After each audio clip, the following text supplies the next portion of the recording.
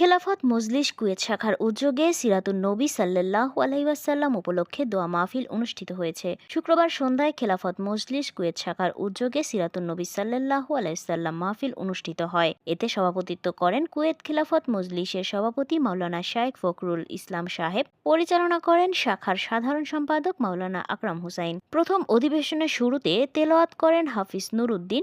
ইসলামী সঙ্গীত পরিবেশন করেন মোহাম্মদ হিমেল। স্বাগত বক্তব্য রাখেন হাফিজ ওয়াজায়ের আহমেদ সিনিয়র সহসভাপতি কুয়েত শাখা। প্রিয় নবী মোহাম্মদ সাল্লাল্লাহু আলাইহি ওয়াসাল্লামের জীবনী নিয়ে আলোচনা করেন মাওলানা নিজামুদ্দিন ও মাওলানা ইমরান হুসাইন। দ্বিতীয় অধিবেশনের শুরুতে তেলাওয়াত করেন হাফিজ দ্বীন ইসলাম। আলোচনা করেন হাফিজ মাওলানা মুফতি তাজুল ইসলাম সাহেব, সহসভাপতি কচু শাখা।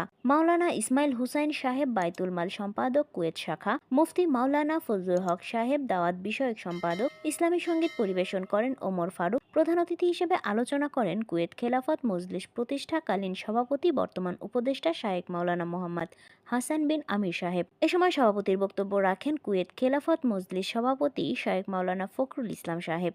মাহফিলে উপস্থিত ছিলেন মোহাম্মদ হায়দর আলী, প্রচার সম্পাদক, মোহাম্মদ ইলিয়াস হোসাইন সহ বাইতুল মাল সম্পাদক কুয়েত শাখা, মোহাম্মদ মাসুদুর রহমান চৌধুরী, হাফিজ শফিউল্লাহ, মাওলানা ইয়াকুব হোসাইন, সাংগঠনিক সম্পাদক কুয়েত খেলাফতে মজলিস শাখার দায়িত্বশীল মিলাদ হুসাইন, ইয়াকত মিয়া, রুবেল আহমেদ সহ অন্যান্যরা।